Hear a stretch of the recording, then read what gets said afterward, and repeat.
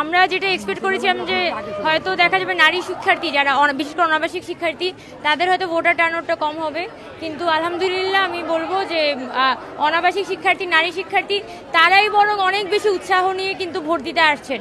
So এইটা আসলে ঢাকা ইউনিভার্সিটির জন্য এবং আমাদের জন্য একটা গর্বের বিষয় যে শিক্ষার্থীরা আসলে তাদের দায়িত্বটা এবং তাদের ভোটের অধিকারটার সম্পর্কে সচেতন। আর আমরা আশা করি যে ভালো কিছু হবে। তবে ভোটার যে লাইনটা এটা খুবই আস্তে আস্তে আছে, আপনারা দেখতে পাচ্ছেন যে কত লম্বা লাইন এখানে তৈরি হয়ে গেছে।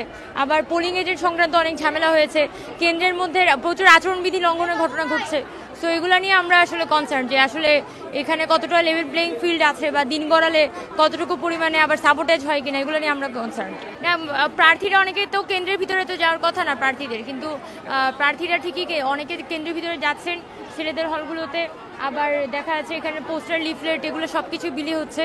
সো আমরা এগুলো নিয়ে আসলে কনসার্ন। মনে করি যে এখানে শিক্ষার্থীরা যত বেশি ভোটার টার্নআউট যত বেশি হবে তত বেশি হচ্ছে যে এখানে নিরপেক্ষ নির্বাচন হওয়ার সম্ভাবনা বেশি। দলীয় শিক্ষার্থীদের বাইরে যারা নিরপেক্ষ স্টুডেন্ট তাদের এখানে ভোট দেওয়ার সম্ভাবনা বেশি, এবং সেটা হলে অবশ্যই আমরা প্রাধান্য পাবো। হ্যাঁ, মানে এবার হচ্ছে যে লিস্ট করে আনছে বেশিরভাগ শিক্ষার্থী, তো লিস্ট অনুযায়ী ভোট দিয়ে দিচ্ছে, তাই সুবিধাটাও বেশি হচ্ছে।